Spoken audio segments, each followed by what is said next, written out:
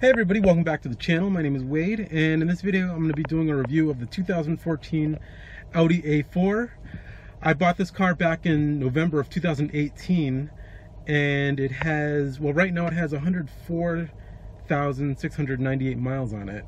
I actually had an A4 before this car. It was a 2001 Audi A4 Quattro, and that had 150, I believe it was 150,000 miles when I sold it in January.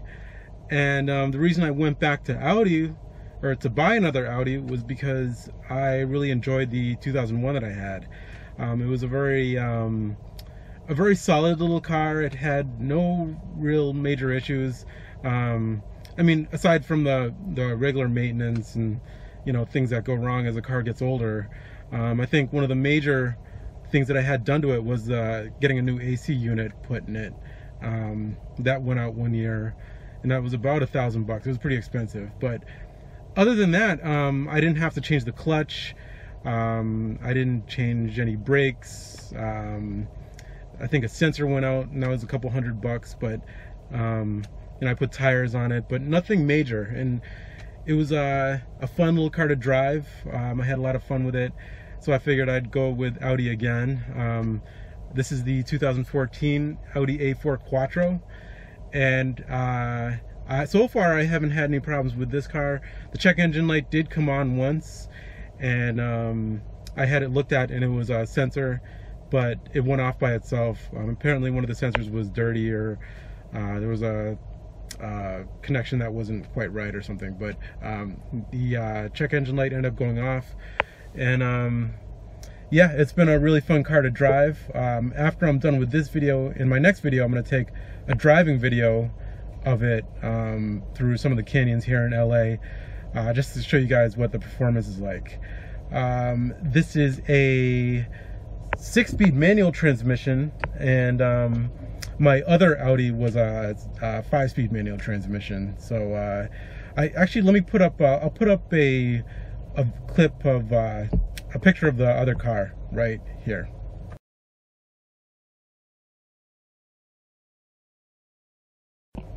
And as you can see, it had the B5 body style, so it was a little bit more boxy. Not as didn't have all the electronics that a lot of the modern cars have. It was a very raw car, and yeah, and that's actually one of the things that I really liked about it. So with this car, this is my daily driver. I still have the 996, and I plan to have that for a while. And I actually, after selling the other car, I was debating whether I should have a daily driver or not. I was thinking of just making the 911 the daily driver, but this car, I saw this car online at a local dealership, and it was a good deal. I got it for a good deal, and so I pulled the trigger. So I'll keep this car for a little while, and you know, I still might sell it and drive the 911 as a daily driver, just because it doesn't really make much sense to have two cars anymore. I don't do a lot of driving to begin with, so you know, it doesn't really make a lot of sense having two cars. I can save money on gas, insurance, and all that. My insurance is pretty cheap as it is now, but you know, other than, like, you know, transporting people around, which I don't really do a lot of anyways, this car doesn't really have much utility for me. So I don't know, we'll see. I'm not sure whether I'm gonna keep it or not, but I'm gonna take you guys on walk around of the car, walk around the outside. I'll show you guys the inside, you know, what the interior is like, all the electronics and all that, and then if I have enough time, I'll do a driving video, and if not, then I'll just do it in my next video. So here we go. Okay, so here it is. This is the 2014, well, I think it's 2013/2014 Audi A4. This one was the end of 2013, so I think that's why they call it the 14, but it shares all of the parts from the previous year. And as you can see, I went with my usual black on black I had tints put on about a month ago, maybe 2 months ago, and here it is. This is the Audi A4 2-liter turbo.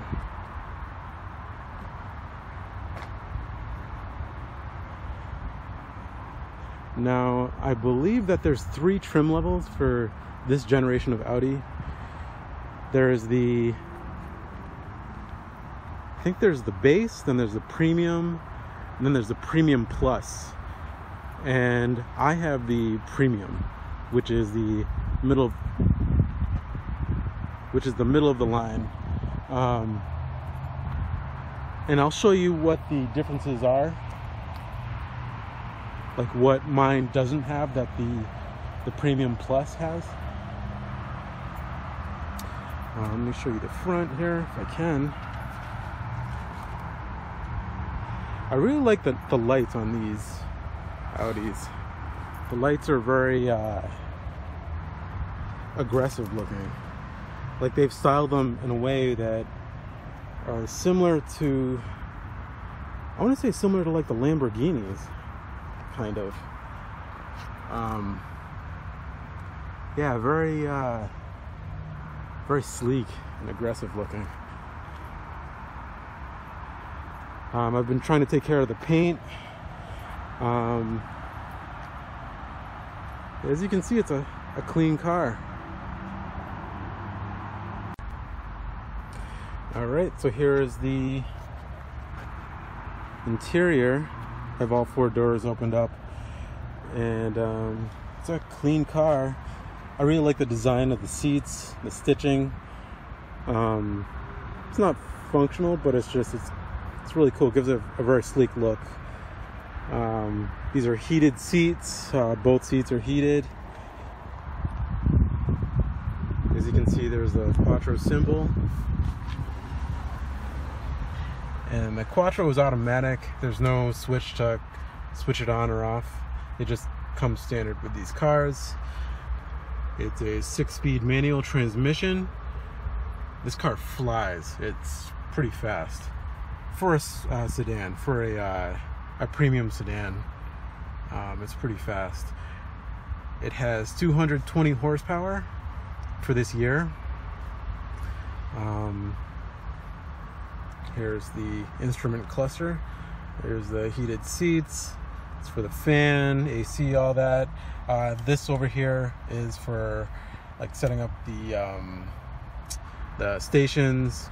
That gives you information about how to check the oil or anything that's going on in the car.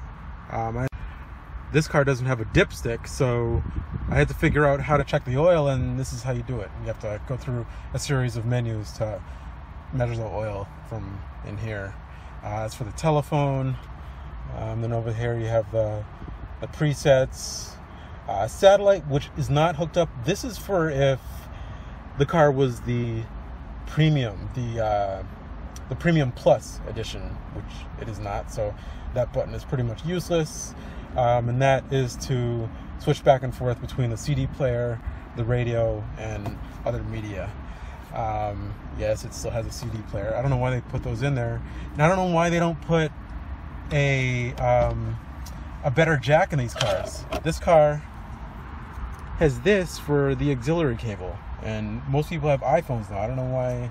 It's just, my theory is it's just something else to sell to the customers, you know, because I think they sell the proper one for like $100 at the dealership. You can probably get it cheaper online at Amazon. Another difference between this car and the Premium Plus is that the Premium Plus you can start without the key fob. So the key fob goes in here. Let me pull the key out. So there it is. It's actually a pretty big key. And with the Premium Plus, you can just leave it, and then there would be a button right here that you press, and it's pretty much a keyless start, or it is a keyless start. There's the pedals, and then let me come over to the other side. Oh, that's for traction control down here. If you turn that off, then it turns off the traction control, so you have less grip on the road. And let me come up here to the instrument cluster. I'll start it up. Oh, before I do that, I want to show you guys. There's a button on the back of the key. It's the valet button. So hold on, let me try and do this.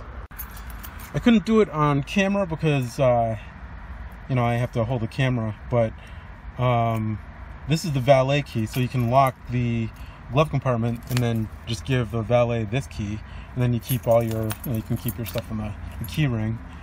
And then let's see if I can do this. No, I can't do it. And then it clicks back into place like that. So the key fob goes in here, press it in, clutch in, start it up, make sure it's in neutral.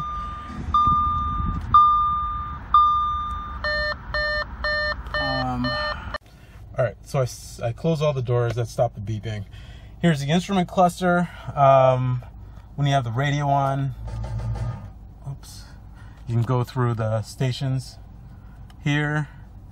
There's a little scroll knob here on the steering wheel. I'll do it from back here. And you can just select whatever station. It also shows the gas mileage, shows your phone book. It's basically like an information center. Yeah, it's pretty cool watching the gas mileage. It's pretty cool having the MPG gauge there. It makes me a little bit more cognizant when I'm driving. That way I can kind of keep an eye on things and, you know, try and conserve gas, because gas is getting expensive. So, and over here is the volume. This is for the phone. Navigation, like I said, that doesn't work. Navigation is for the Premium Plus.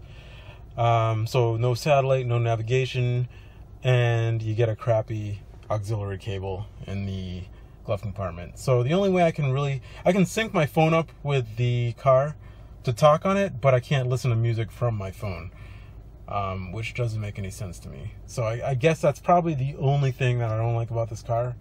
Most cars, you can just sync it up with the music, and you know, you're able to listen to music. You don't have to listen to the radio all the time.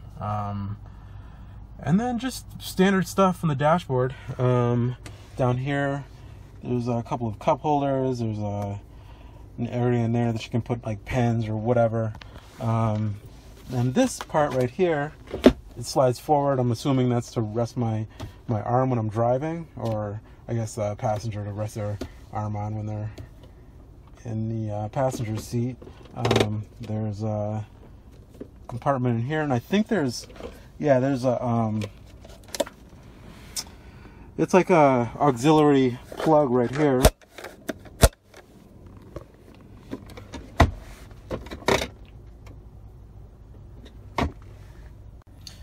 And then over on this side, there's the window buttons. They have automatic windows, so if you press it, window goes down automatically. That's pretty standard. Has the window locks, and then this must be like the cold weather package, because you know, it's got the standard side mirrors, but then there's also a heated feature. So if you put it in the middle there, it'll heat the mirrors up on the side. And I live in Southern California, so that's not really too convenient. But if there's a foggy morning, or, you know, a chillier morning, I can see how that can come in handy. Over here on that mirror, there's a blinker light, so that's kind of cool. Trying to think, the passenger airbag light is right there, and this is weight. It's based on weight, so if somebody's sitting in the passenger side and it detects that somebody's there, then it will turn the airbag on. But if nobody's there, then it shuts off, and then that light comes on. There's the hazard lights, and then there's a display screen up here that has all the stations. When there's an incoming call, you know, it'll pop up there on the screen. And if I had navigation, then the navigation screen would be in there as well. And when I do end up getting an auxiliary cable for the phone, I'm assuming that the information will pop up here as well. So it'll display what's on my phone. So it will display what's on my phone on the screen. So, and that's it. It's a pretty simple setup. There's the AC. This is for the heat. So it's on low now, but if I turn it, you can see right there at the bottom, it increases with temperature, and you can adjust it. You can adjust the blower.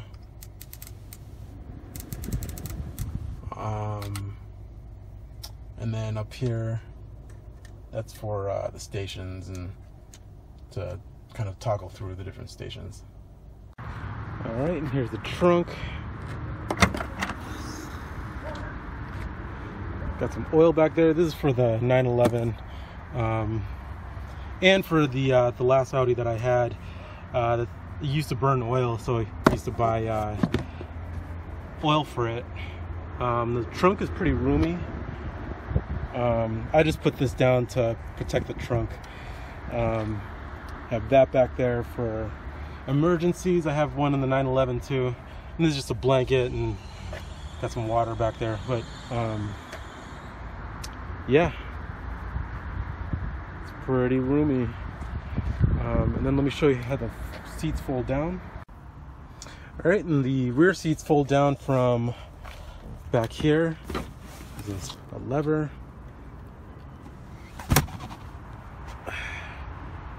And then the other side is the same thing. The middle also folds down.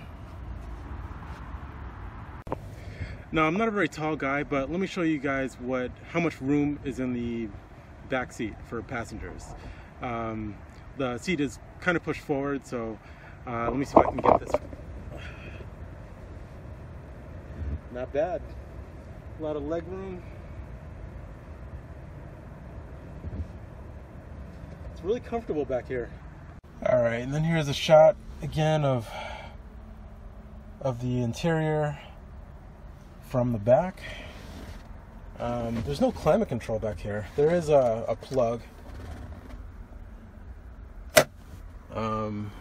Usually cars have, newer cars have climate control back here with the vents.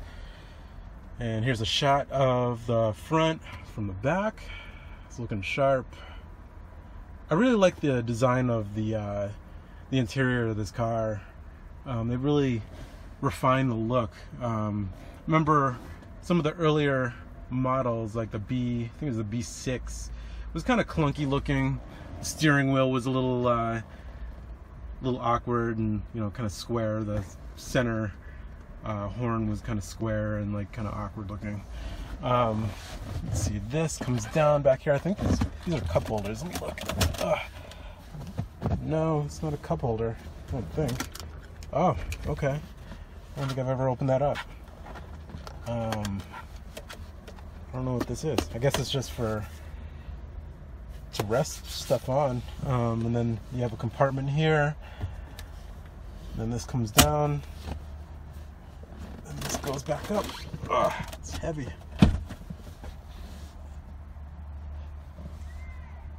All right, I'm gonna start it up. Do like some revs. The engine's warm, so I can rev it up.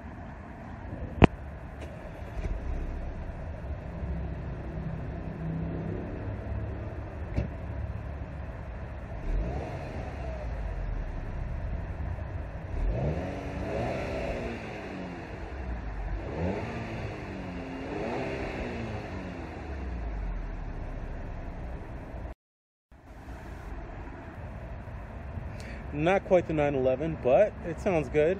It sounds smooth. It's purring. I kind of like it back here. Kind of makes me wish I had my own driver. But today we're running out of light, and I got to get the GoPro charged up. So I'm gonna make the driving video in my next video. I hope you guys enjoyed this. If I can think of anything else that I need to talk about with the car, I'll do that. I'll put it in the next video. But for now, Have a great day, and I'll see you in the next video.